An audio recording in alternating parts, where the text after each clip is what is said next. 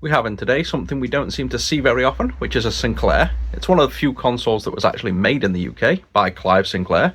It came out in 1982 first for us, and then all around the world after that. This one's come in because there's something going on with the video. We don't know what yet, but it's not working correct.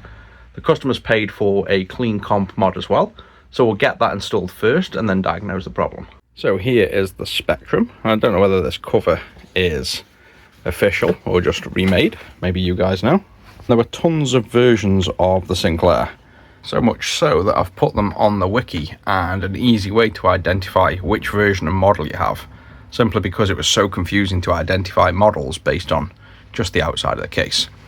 This one is a original 128 and it's the 6U variant. We can tell that by looking inside. It's the most common one, and there's no silk screen on the top, so you can see all the exposed metal, all the tin and copper that's exposed.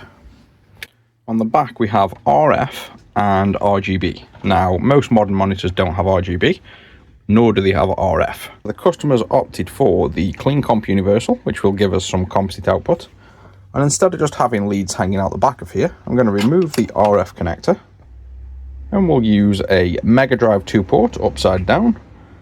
We'll epoxy it into there, and then we'll attach all the wires from here to the Clean Comp and get composite output. Let's start by removing this RF port, simply desoldering the few connections.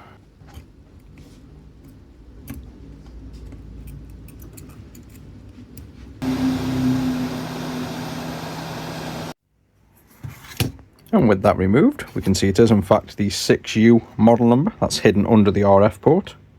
And what we'll do here is just use a little acrylic block. So this is just some 6mm black acrylic. We'll epoxy that down. We'll epoxy this to the acrylic. And we'll be left with something nice and neat like this, using a Mega Drive 2 AV cable.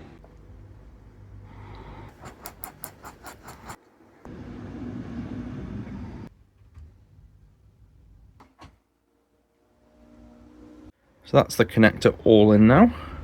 I've wired up the Clean Comp as well as the RGB cable. And with the Mega Drive 2 cable, we have composite out now. The jail bars we can fix after, but there is this kind of overlying noise that's quite hard to see on camera. But that will be these tuning pots here to tune the chroma. So if we just turn these, you can see all that noise is much easier to see now. See that red and yellow noise? So if we just tune this in, and now all that noise is gone, and we're left with what looks like dirty RAM noise. If we connect our RGB, you can see you get absolutely perfect RGB out, so that's flawless. So the composite is pretty bad, but that is inherent in the composite chips on Spectrums. They're not very good. So what the Clean Comp's doing is taking the composite out of here and cleaning it and setting the levels correct, but it can't improve the actual composite from here. And with some extra capacitance on the 12-volt rail, which is what the composite converter does, we've got rid of some of the jail bars, but inherently, because the actual video encoder here runs off the 12-volt rail, you're not going to get that much cleaner without replacing it or doing some major conversion on the board.